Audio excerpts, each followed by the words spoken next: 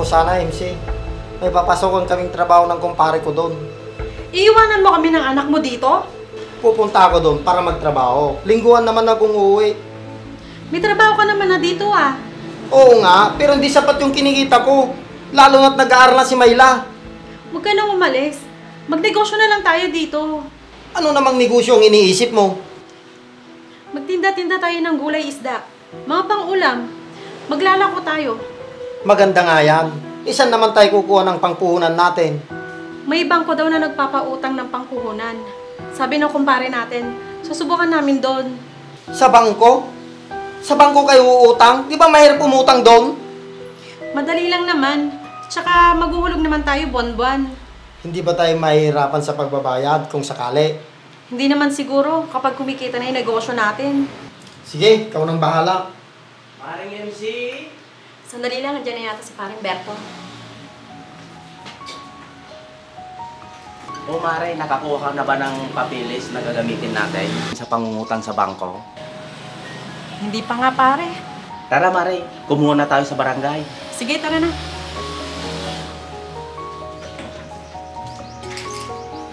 Sigurado kayo utangan tong dalawang to. Mare, kapag nakakuha na tayo, diretso na tayo agad sa sugalan ha. Sigurado yan pare.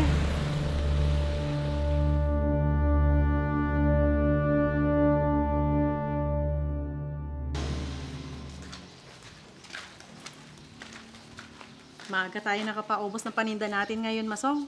Oo nga, maganda yung naisip mong negosyo. Sabi ko naman kasi sa'yo eh. Nay, wala na po akong pera pang allowance ko. Ubus na ba yung binigay ko sa'yo nung isang linggo? Nay naman, nung isang linggo pa yun eh. Bigyan mo na mahal, maganda naman yung benta natin ngayon eh. O ito, magtipid-tipid ka naman, Myla. Paano ako magtitipid, Nay? Sakto lang naman po yung mga binibigay niyo sa akin. Sige na Mayla, pumasok ka na at pagbutin mo yung pag-aaral mo ah. Opo, Tay. Alis na po ako. Sige na. Mare MC! Maring MC! Oh, ikaw pala pare. Ano, pupunta na tayo? Oo Mare, ngayon tayo maghuhulog sa utang natin. Oo nga pala pare, ngayon pala tayo naka-schedule na maghulog. Mukhang maganda yata ang kita ng negosyo nyo Mare. Oo pare, malakas ang kita, kaya nahulugan ko yung inutang namin. Ganun ba Mare? Ang swerte mo naman. Oo pare, napapag-aral pa namin ang aming anak. Kahit sa sugal, ang swerte mo, panay ang panalo mo. Talagang ganyan pare pag sineswerte. Tara na Mare, nandun na yung mga kasama nating magbabayad. Sige pare, para maaga tayong matapos at makapagsugal na tayo. Sandali, kukunin ko lang yung bag ko.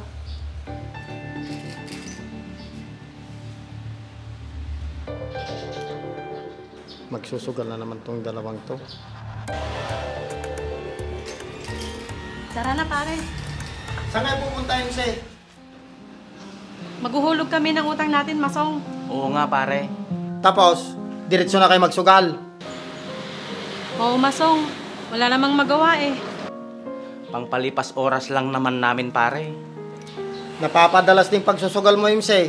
At balita ko, malakasan na raw yung taya nyo. Madalas naman ako manalo, Masong, kaya wala namang problema doon. Oo nga pare. Laging siniswerte si Mare. Paano naman pag minalas ka, MC? Baka pati puhunan natin sa negosyo, maubos. Magtigil ka nga, Masong. Kung ano-ano lang ang mga pinagsasabi mo. Kaya nga pare, malas yung ganyan. Kung sakaling malugi tayo, Masong, marami naman pwede pagutangan dyan. Sinabi mo pa Mare.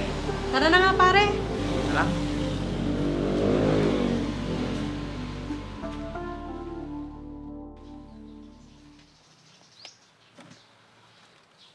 Minalas ka na naman Mare. Talo ka na naman. Oo nga, pare. Ilang linggo na akong laging talo. Halos paubos na ang puhunan namin at mahina pa ang benta. Paano yan Mare? Baka hindi ka na makabayad sa inutang natin. Yun na nga ang pinoproblema ko, pare. Kung paano ko mababayaran yung mga nautang ko. May alam akong paraan para makabayad ka. Ano naman yan, pare? Uutang kayo sa iba para makabayad ka at puhunan na rin. Ano? Utang na naman? Baka lalo akong mabaon yan sa utang, pare. Malay mo, swertein ka na. at kumita ulit ang negosyo mo. Pwede yan, pare. Baka may alam kang ibang pwedeng pagutangan. Meron, Mare. Bangko din. Hulugan ang bayad. Sige, pare, at sasabihin ko muna kay Masong. Siya nga pala, Mare. Kumusta na pala yung pag-aaral ni Myla? Malapit na siya magtapos. May raraos na rin namin siya. Yun naman pala eh.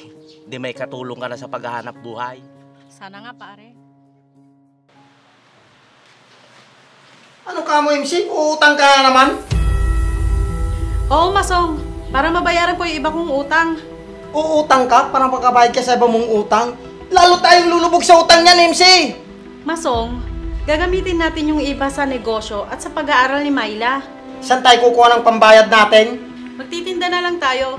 Malaki naman ang kita natin doon. Oo, malaki ang kita. Makakabayad sana tayo ng utang. Eh, yun naman pala eh. Anong problema doon? Ang problema doon ay ang bisyo mo sa pagsusugal. Oh, bakit nadami na naman ang pagsusugal ko? Dahil dyan sa pagsusugal mo, naubos ang punan natin sa negosyo. Nananalo naman ako ah. Oo, pero mas madalas kang natatalo. Pati yung kita natin sa pagnegosyo, naubos mo. Nay! Tay! Nag-aaway na naman ba kayo? Ito kasing nanay mo, Myla. Bakit ako na naman? Tungkol saan na naman ba yung pinag-aawayan nyo? Nay! Tay! Ito kasing nanay mo, gusto na namang umutang. Gagamitin ko naman sa puhunan at sa pag-aaral mo, anak. Nay, baka naman malubog kayo sa utang niyan, imbis na makabawi kayo. Yun nga yung sinasabi ko sa kanya, Myla. Lalo na't hindi pa siya tumitigil sa pagsusugal niya. Huwag mo na nga akong pakialamanan, Masong. Basta tulungan mo na lang ako sa pagtitinda. Hanggat hindi ka tumitigil sa bisyo mo, MC, hindi tayo aasinso. Bahala na nga kayo dyan, Nay, Tay! Hanggat hindi ka nagbabago, MC, walang mangyayari sa atin.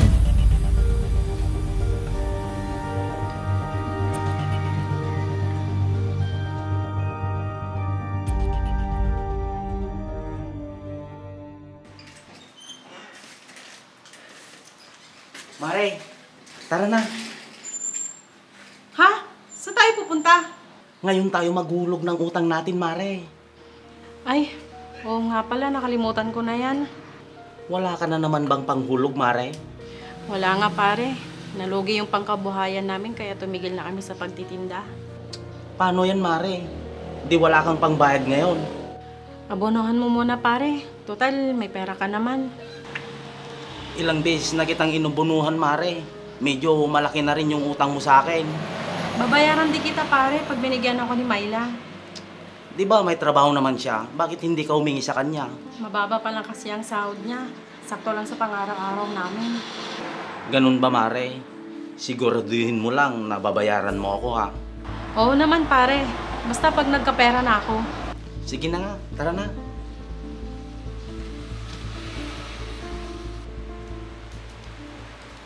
Nay, ito pala yung pambayad ng kuryente. Kayo na lang po ang magbayad mamaya. Anak, pwede mo bang dagdagan? May babayaran lang kasi akong utang. Hindi na kayo natapos sa pagbabayad ng utang, Nay. Nagkapatong-patong na yung mga binabayaran nyo. Paano na kayo makakaahon yan? Nagamit ko naman yung perang yun sa pag-aaral mo, Myla. Oo nga, Nay. Nagpapasalamat ako doon. Pero hindi sana kayo mababaon sa utang kung hindi kayo nalulung sa sugal. At ako ang sinisisi mo sa nangyari, Myla? Sino pa nga ba, Nay? Maganda na sana yung kita nyo ni tatay sa pagtitinda. At nabayaran nyo na sana lahat ng utang nyo. Myla, anak!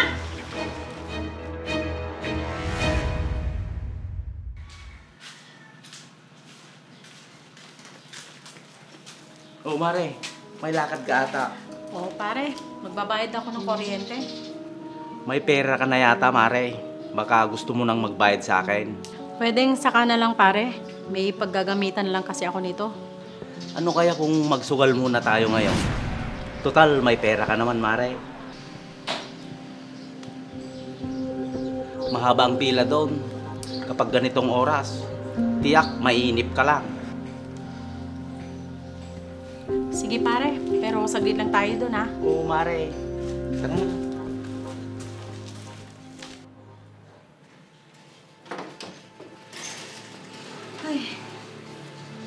Nakakapagod. At ang init.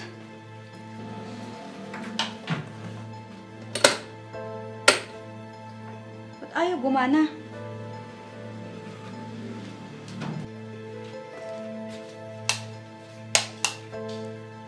Wala yata kaming kuryente.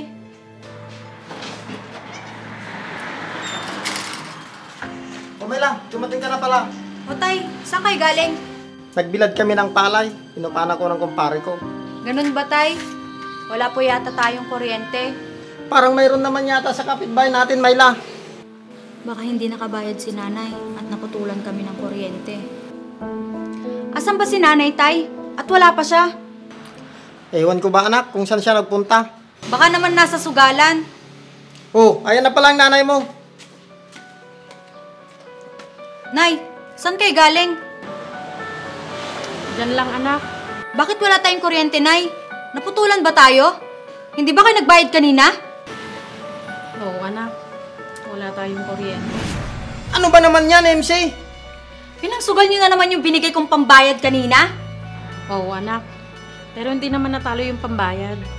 Di mo pa rin tinigil ang pagsusugal mo, MC? Oo nga, nay. Itigil niyo na yan. Nasisira lang yung buhay natin dahil sa bisyo niyo. Hayaan mo, Masong, Mayla, magbabayad ako bukas.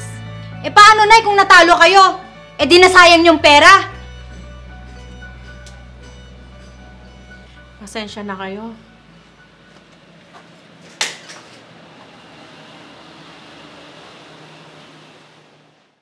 Mayla, kung nagkamali man ang nanay mo, huwag mo naman siyang sisigawan.